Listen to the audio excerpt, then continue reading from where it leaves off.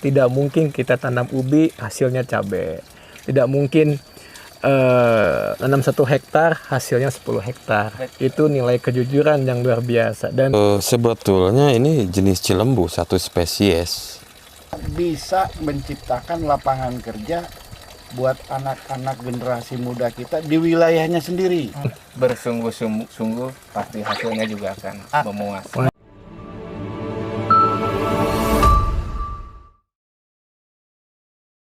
Teman-teman, sekarang kita lagi sama Akang siapa?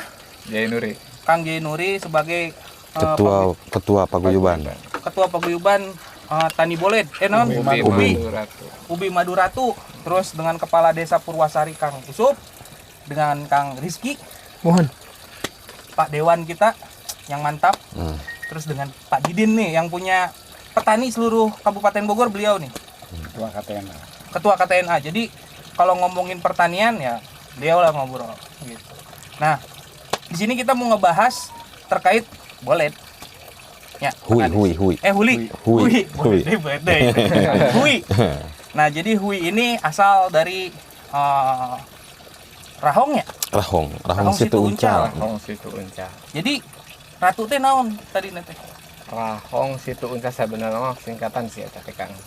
Jadi ra-nya itu Rahong, tu-nya itu Situ Uncal. Situ Uncal.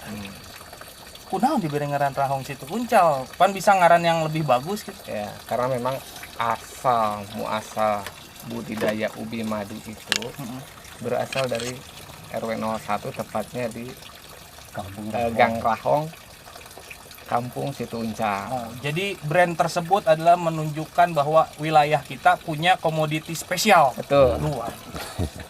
Kumaha apakah Des perkembangan sejauh ini? Alhamdulillah, selain di Desa Purwasari, aya oge di wilayah luar Desa Purwasari. Nah, itu bagian dari Asosiasi Petani. Wah, silakan. Ya. Wah, bener Kang Rizky. Diekspansi wilayah Batu. Kan supaya rata. Supaya kami kebagian. Luar biasa. Jadi di konten saya ini bebas Kang. Jadi Akang boleh nanya saya boleh nanya Akang. Bebas, saling tanya juga nggak apa-apa. Udah ngobrol iya gitu. Nah, sejauh ini gimana perkembangannya Pak? Maksudnya perkembangan dari mulai pasarnya sendiri dan segala rupa. Pasar ya alhamdulillah pasar-pasar lokal konvensional di daerah Bogor, terus daerah Tangerang, Jakarta, ke Jogja, Sleman, NTT, NTB, Kalimantan, termasuk pernah ke Bali, dan sisanya di Asia Tenggara.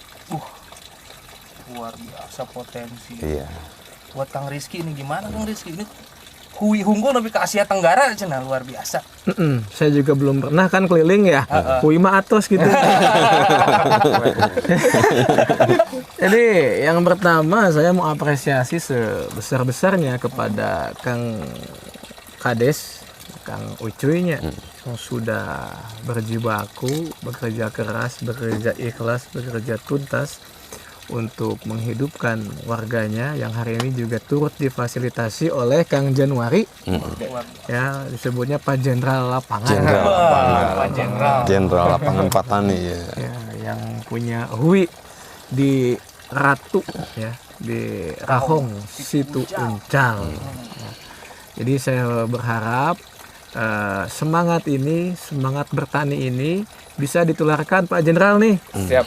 Ke wilayah lain, ke masyarakat yang lain, dan semoga juga desa-desa yang lain juga bisa terinspirasi dari Kang Usup. Ya. Jadi bagaimana bisa dekat dengan masyarakat, bisa paham perasaan masyarakat, sehingga hari ini muncullah suatu gerakan di mana Desa Purwasari memiliki ikon ya, yang sudah melanglang buana bahkan tadi keliling Asia Tenggara. Ya. Kurang kecan pernah ke ditu. Pernah. Luar biasa. Gitu. Dengan ikonnya Hui Maduratu. Nah, mungkin bisa dijelaskan juga kenapa ada madunya, perbedaan dengan ubi yang lain seperti apa gitu, Kang Usup, Pak Jan, gitu. Ya, sebetulnya ini jenis cilembu, satu spesies dengan ubi cilembu. Tapi karena branding ya orang mah di Kabupaten Bogor, Kecamatan Dramaga, Desa Purwasari, sehingga di branding dengan Madu Ratu. Nah, perbedaannya bahwa ubi ini dengan ubi yang lain ada zat ataupun serat yang membantu kelancaran metabolisme. Terus dari imun juga ada, bahkan ternyata di Asia Tenggara itu dijadikan makanan sehat untuk menjaga stamina dan kondisi tubuh orang-orang Asia Tenggara di sana. Asia Tenggara Hugo, kondisi tubuh nih jagaan kuhui. Jadi di DT ayam maduan teh ya. Benar, Gitu ternyata malah kemarin tuh sudah PSAT Pak Dewan.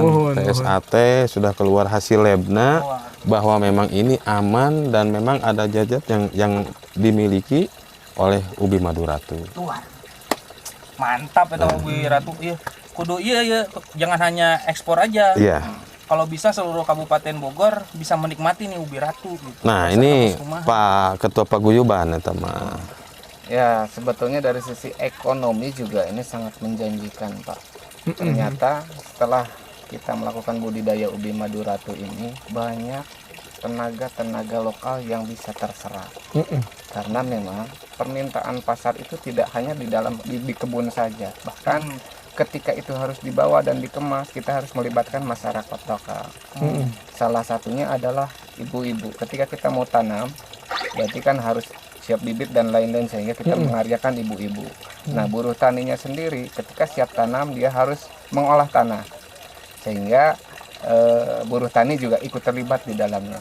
Yang ketiga, ketika permintaan di luar dari wilayah Bogor ataupun pasar khusus seperti ke wilayah Asia Tenggara, karena memang permintaannya kan tetap harus dicuci, sehingga kita punya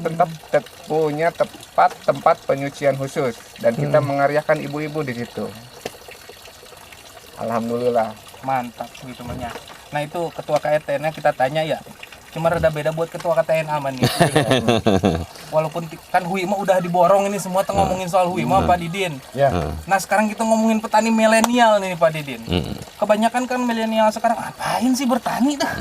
Capek macul gitu nya, mendingan ngegojek gitu. Nah, bagaimana KTNA mendorong pertanian di Kabupaten Bogor tuh buat teman-teman muda? Betul. Memang kita kesulitan untuk di generasi muda.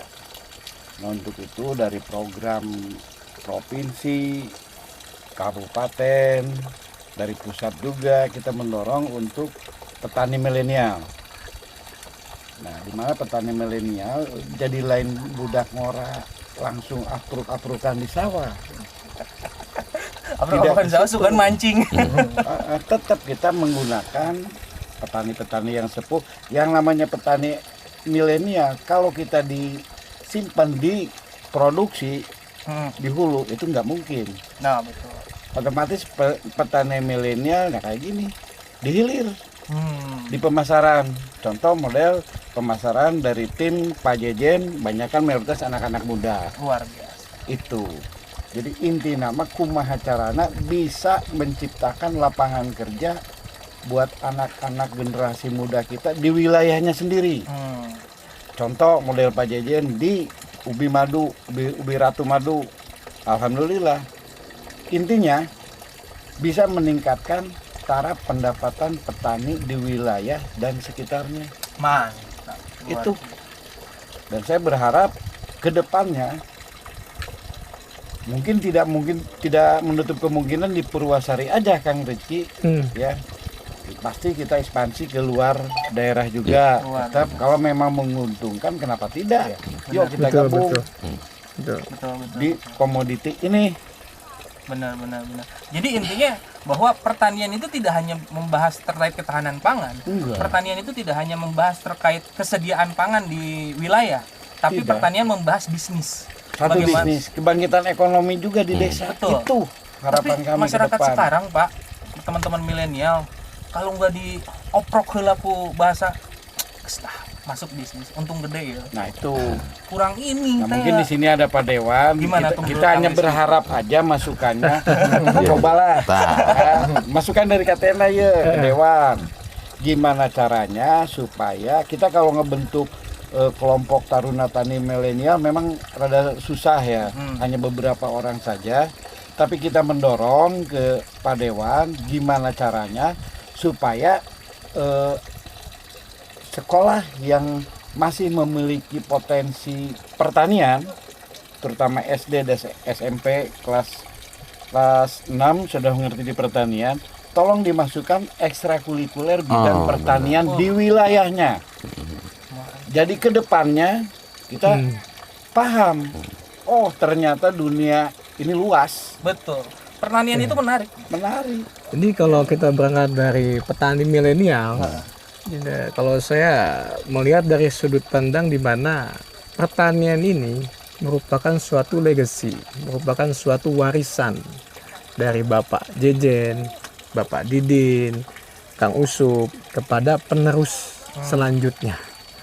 Ya, di mana warisan itu berbentuk semangat untuk bertani, cara bertani, karena ketika kita berbicara tentang pertanian, sesungguhnya kita tidak hanya berbicara tentang makan atau tidak makan, bukan berhenti di situ. Jauh dari itu, bicara pertanian itu berbicara kelangsungan suatu bangsa. Nah, bayangkan kalau kemudian penerusnya Pak Didin, penerusnya Pak Jejen, penerusnya Kang Usup sudah tidak bisa, sudah tidak tahu lagi cara bertani.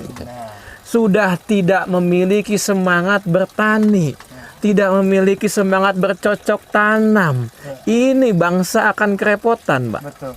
Ya, sehingga tadi muncullah program petani millennials. Nah, sehingga ke depan betul kata Pak Didin, kita harus bumbui pertanian ini dengan kepastian. Ya, makanya apa konteks Magabut masa depan suram. Nah, tentang petani itu paradigma itu harus kita singkirkan, diganti dengan masa depan sukses. Benar, luar biasa. Nah, sehingga ada butuh saling melengkapi di sini. Tadi kan mungkin para pemuda juga bisa dimulai dari hilirisasi. Artinya produk yang sudah jadi kita pasarkan melalui digital dan lain sebagainya. Atau tadi sudah juga ikut turut serta Pak Didin segera diciptakan kader-kader baru, petani-petani muda baru yang juga bisa bercocok tanam. Ini tidak hanya produksi. Iya, ini jauh lebih penting begitu. Sehingga ketika dari hulu sampai hilir ia menguasai, itu merupakan keniscayaan kesuksesan sesungguhnya.